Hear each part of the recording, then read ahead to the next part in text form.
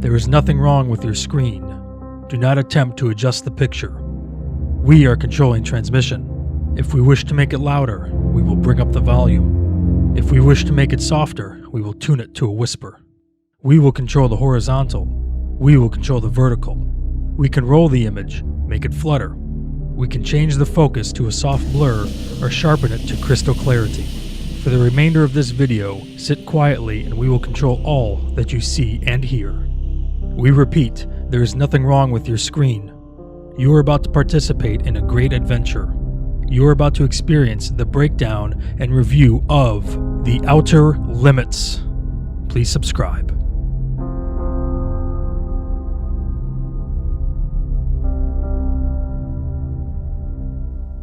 Hey everyone, welcome to Geeking Poetic's long-delayed discussion of the amazing series, The Outer Limits. In this episode, we're going to be talking about Season 1, Episode 5, entitled The Sixth Finger. This episode's original air date was October 14th, 1963. So this episode starts much like the last episode did, with a cold open preview scene where we get to see something that happened later in the episode to sort of pull us into the whole thing, and we get a little sneak preview of whatever monster or terror is awaiting us later on. And doing these cold opens really seems to have done the trick, because a lot of fans seem to really fondly remember watching this episode for the first time and finding it to be very bone-chilling and creepy. I know I certainly did. And right off the bat, we get to see that the way they are using lighting and special effects and prosthetics is incredible, as well as setting us up for a masterful performance by actor David McCullum in the main role. So starting off the episode, we get to meet a couple of the main characters. First up is Professor Mathers, who is doing a bunch of experiments on trying to speed up the evolution of living beings. And I'll tell you, while he seems at first like a pretty mild-mannered guy, we do get some little hints of him possibly being a mad scientist type. And we also get to meet local delivery girl Kathy.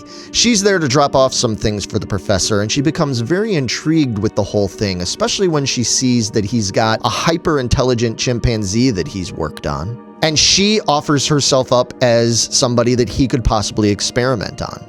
He takes a sample of her blood to see if she's compatible with the experiments and sends her on her way. We then get to see Kathy go back to town and her various interactions with the townsfolk there. We get to see her really mean and overbearing sister Gert, who treats Kathy terribly. We see that she has to deal with some snide comments and pickup lines from local miners. And we get to meet our main character, none other than Gwillem, who is played by McCollum. Now, I'm assuming his name is Gwillem because at various times he's referred to as Gwillem, or sometimes she calls him Willem, but I'm going by the spelling of it and the fact that it says online that it's Gwillem. So for this episode, I'm calling him Gwillem. Now, Gwillem is a noble but a simple man who works in the mines, and he yearns for something better out of life. He hates the town and says that he wishes it was destroyed or something. He thinks that there are better things out there in the world for him. And right off the bat, you can see that Kathy thinks the world of him and thinks that he's really smart and something special. He shows his care for Kathy when he ends up defending her against one of these asshole coal miner guys that just won't leave her alone. And before long, Kathy is revisiting the professor at his lab, and she brings Gwillem along with her. The professor informs her that sadly her blood type rendered her not eligible for the experiments, but she kind of brushes that off and says, well,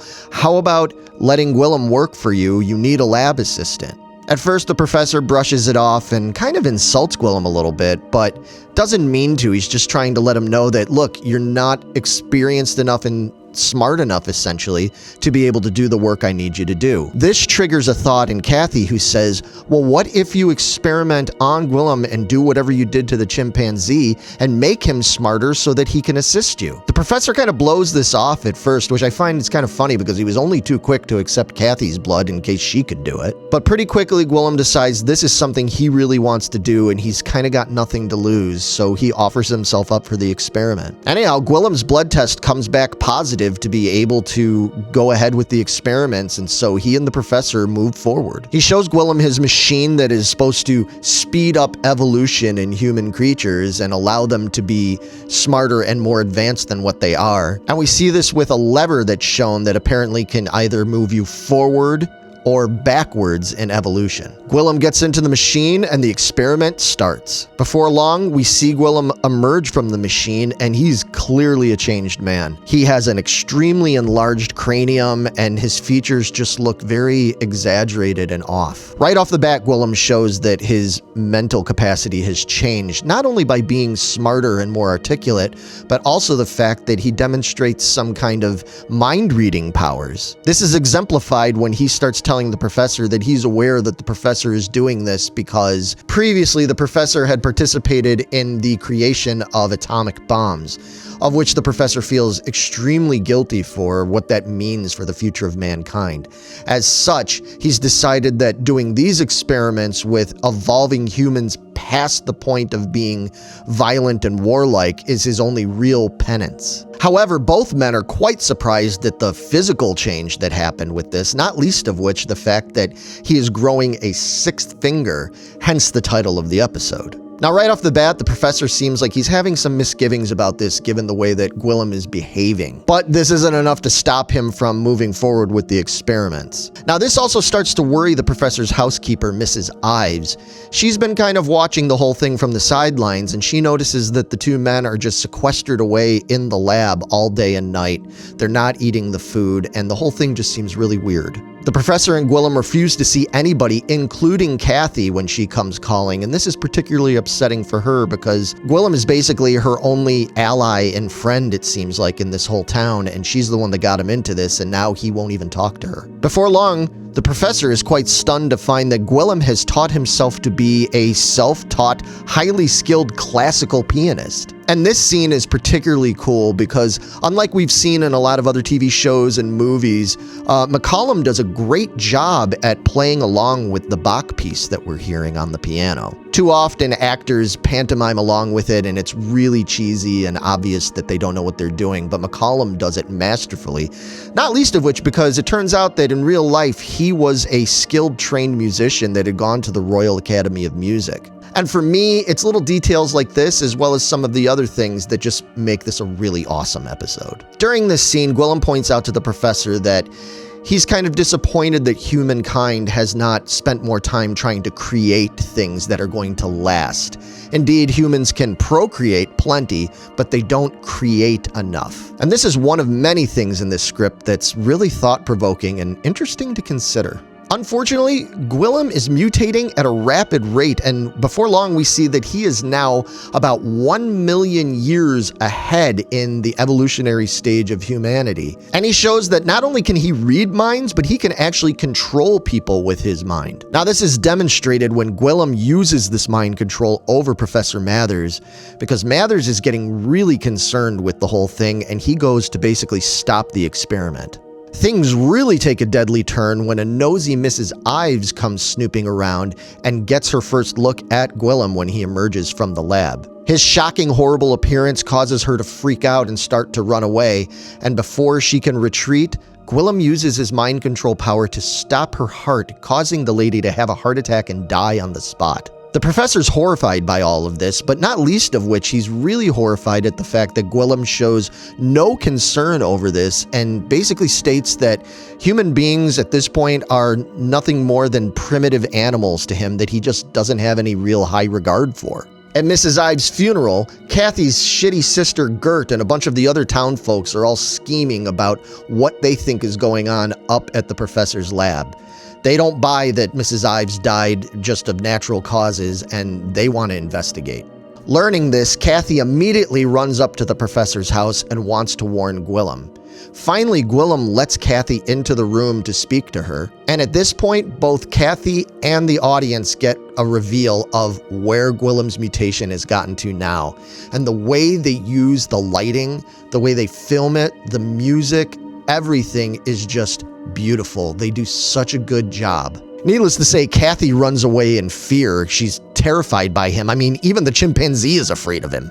And at this point, Gwillem informs both the professor and Kathy that his intentions are to go into the town and destroy it and make an example of them, just further condemning the human race and his oversized brain.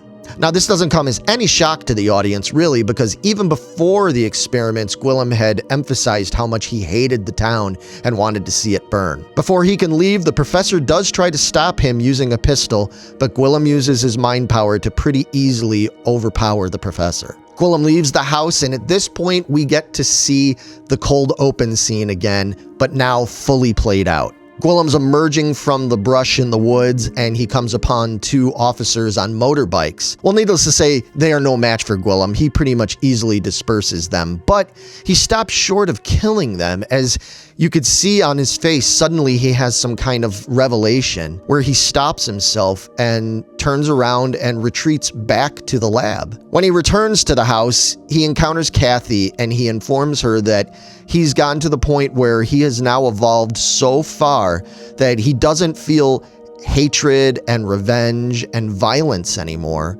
And he foresees a future where humans like himself are going to be just pure thought, and they will move beyond matters of the flesh. But he tells Kathy that he's too impatient to wait for this evolution. He wants to get back in the machine and make it happen now. As such, he needs her help to get him there. Kathy starts crying and begs him not to, because really, all she ever really wanted was the original Gwillem to begin with. She thought he was great as he was. She just wanted to see better things for him. And needless to say, with this big oversized head and all his crazy ways, this is not what she was hoping for. Unfortunately for her, when she resists, Gwillem is able to use his mind control power over her and force her to man the controls as he gets into the machine to go farther into the future. However, once he's inside waiting for her to start, she basically states that no, she's got to stop this, she's got to get him back. And so she takes that lever that we saw earlier and she reverses the process. And next thing, we see Gwillem actually going through the various stages of de-evolution. As we see him going through this, we do see that he gets back to the original Gwillem. And Kathy's ecstatic about this, but unfortunately, she takes it too far, and he starts to devolve even to the point where he's like primitive man. She starts to panic and then tries to reverse the situation to get him back to where he needs to be. The machines seem to go a little bit haywire and everything, but next thing we know, it's stopped and we get to see McCollum as regular old Gwillem again. And we think, oh, a happy ending. Unfortunately, not so happy, because after Gwillem emerges from the machine very slowly, he reaches out to Kathy, who's tearful and happy to see him. He touches her face and then proceeds to collapse on the floor.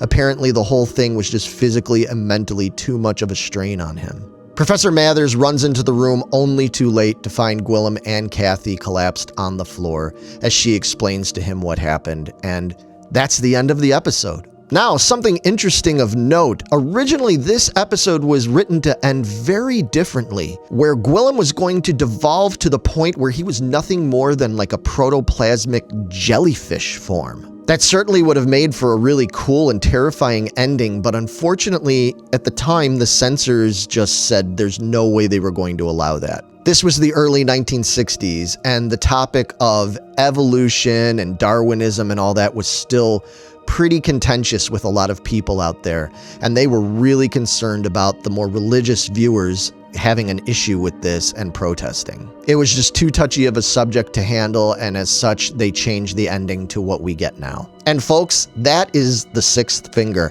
I think this is a great episode. The way the script is written involves so many things that are worth considering even today. The episode has an excellent use of lighting, camera angles, special effects, prosthetics. To me, this is one of the first really great examples of what this show was capable of. Not to mention the cast is wonderful, the acting is great.